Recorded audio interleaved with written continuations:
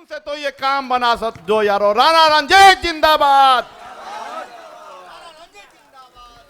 अस्सलाम वालेकुम। ढाका शिवहर के बेटा के रूप में जिस तरीके का प्यार मुझे मिल रहा है, पूरे शिवहर संसदीय क्षेत्र की चर्चा न केवल बिहार पूरे देश में है।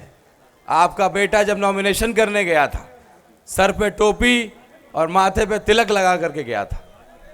एक जहर जो लगातार कुछ पार्टियां हम लोग के बीच में फैलाते आ रही है, उस जहर को काटने का मुझे जिम्मेदारी दिया। आप सबके नेता, हम लोग के शेर असदुद्दीन ओवैसी साहब ने माथे पर तिलक लगा करके और विजय का पगड़ी पहना करके मुझे भेजा और बोला कि एक पढ़ा लिखा हिंदू का बेटा ही इस जहर को खत्म कर सकता है।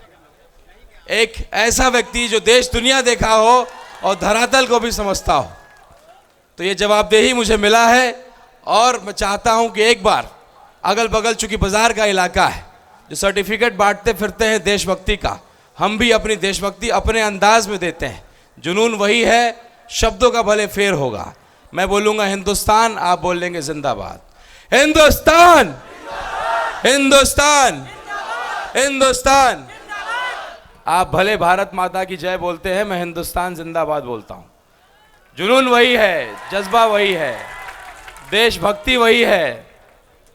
लेकिन इस सर्टिफिकेट बांटने वाले, वॉशिंग मशीन चलाने वाले लोगों को जवाब देना चाहते हैं कि ये एक क्रांतिकारी धरती, शिवहर और चंपारण की धरती, जहां कुछ साल पहले एक बैरिस्टर साहब आए थे जिसका नाम मोहनदास करमचंद गांधी था, लेकिन इस चंपारण की धरती ने उन्हें एक उपाधि दिया, महात्मा का उपाधि दिया। अब पूरे विश्व में कैसे शांति से क्रांति लाया था उसका उदाहरण उन्होंने स्थापित किया।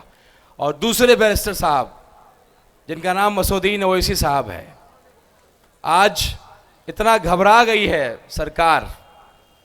ढाका की धरती पे, चंपारण की धरती पे वो पहली बार आने वाले थे, लेकिन सुबह बारिश का बहाना बना करके और न जाने कौन कौन से तकनीकी कारण करके उत्तर प्रदेश में हमारे नेता हैं, आने के लिए परेशान हैं। लगातार हेलीकॉप्टर और तरह तरह के कारण जो है बनाए जा रहे हैं और हमारा नेता यहाँ कैसे ना पहुँचे इसके लिए हर संभव प्रयास कर रहे हैं।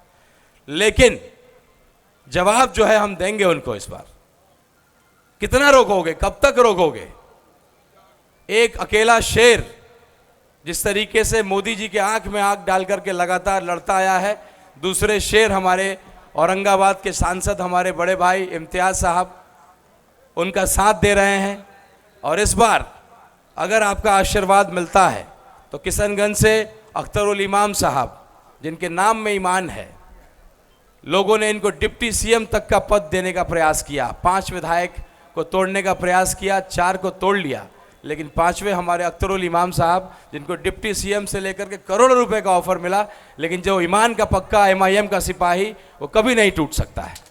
दूसरी पार्टियों में कार्यकर्ता होते हैं और हमारे पार्टी में दीवाने होते हैं। 100 कार्यकर्ता हमारा एक दीवाने के बराबर है। मैं चाहता हूं कि एक बार आप सब लोग जोरदार तालियों के साथ हमारे अख्तरुल इमाम साहब का स्वागत करें, हमारे इम्तियाज जलील साहब का स्वागत करें और वादा करें कि ये ढाका की धरती, शिवहर की सरजमी एक ऐसा क्रांतिकारी फैसला देने जा रही है। एक सांसद, अगर आपने शिवहर से एक सांसद बनाया, आपको विश्वास दिलाता हूं कि अगले विधानसभा में आपके 50 विधायक होंगे और अगली जो सरकार होगी वो आप तय करेंगे, MIM तय करेगी कि किसकी सरकार होगी। दूसरे पार्टियों का आलम क्या है आपको पता है। RJD की जो कैंडिडेट आई हैं, अच्छी महिला है, पढ़ी लिखी महिला है, लेकिन गलत समय पे, गलत पार्टी से गलत जगह पे आ गई है। RJD के जितने मैनेजर हैं आज की डेट में, जितने कार्यकर्ता, जो मेन आदमी वहां बने हुए हैं, वो सारे वही लोग हैं जो कुछ साल पहले यहाँ के पूर्व सांसद रमा देवी जी के मैनेजर थे। टोटल वही लोग हैं। जब वो कैंडिडेट आपके पास आए तो उनसे पूछिएगा कि क्या आप मोदी जी के कोई किसी भी योजना के खिलाफ, CA हो, NRC हो, उसके खिलाफ बोल पाएंगी?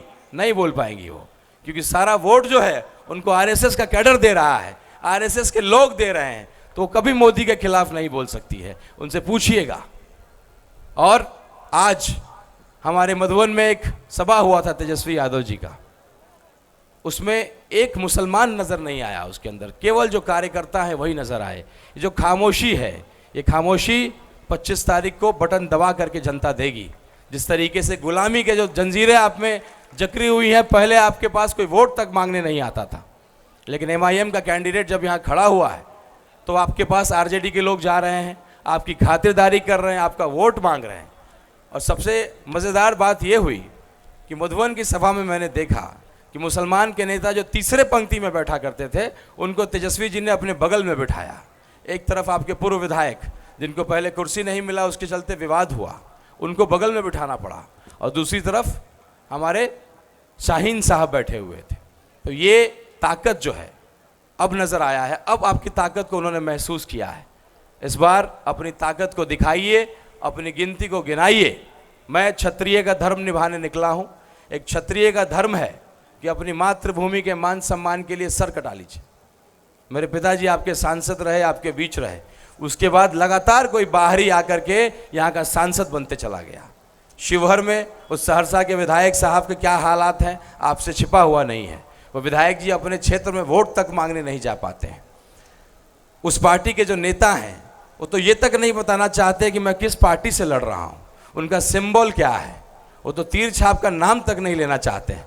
वो तो हर जगह फूल को लेकर के प्रयास कर रहे हैं कि हम फूल छाप से ही हैं। आपको देखा जा चुका है, कितनी बार आप लड़ चुकी हैं। जो महिला लवली आनंद जी लड़ रही हैं, उनकी पत्नी कितने चुनाव लड़े हैं, कितने हारे हैं, कितनी पार्टियों से लड़ चुकी है, उनसे पूछिएगा। मुझे लगता है कि उनको याद भी नहीं होगा कि कितनी पार्टियों से वो लड़ चुकी हैं, और शिवहर ने, ढाका ने देखा है उनके काम को। तो जब अपना बेटा काबिल है, सबसे पढ़ा लिखा है, कोई क्रिमिनल रिकॉर्ड नहीं है, इतना मेहनत करने की क्षमता रखता है। आप 3 साल से आप देख रहे होंगे मैं लगातार मेहनत कर रहा हूँ, और आप मुझे आशीर्वाद दीजिए। आपका भाई, आपका परिवार का सदस्य हूँ।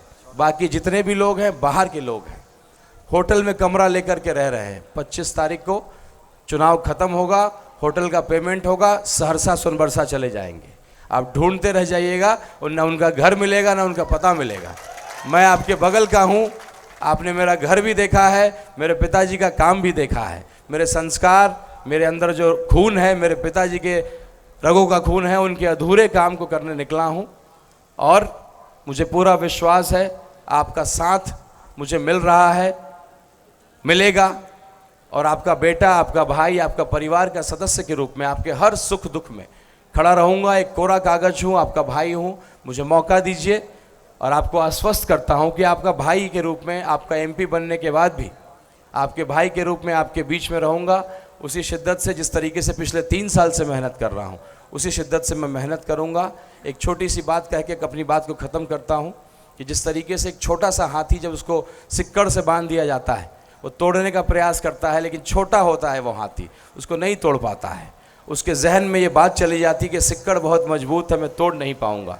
जब वो बहुत बड़ा हो जाता है, हाथी बहुत मजबूत हो जाता है, उसके बाद वो प्रयास करना ही छोड़ देता है, क्योंकि बचपन में उसके दिमाग में, उसके जहन में ये बात बैठ गई थी कि ये सिक्कड़ बहुत मजबूत है, मैं तोड़ नहीं सकता हूँ। तो अक़लियत के भाइयों, दलित के भाइयों, आप बहुत मजबूत हैं। लोकतंत्र में जिसकी जनसंख्या होती है अधिक, वो सबसे मजबूत होता है। अपनी गिनती कराइए, अपनी ताकत को दिखाइए और अपने हक को लीजिए। और मेरे भाई ने जो नारा दिया है कि राणा दिल्ली जाएगा, शिवहर का हक छीन करके लाएगा, आपको आश्वस्त करता हूं कि आपका भाई, आपका भतीजा आपके हक को छीन करके लाएगा।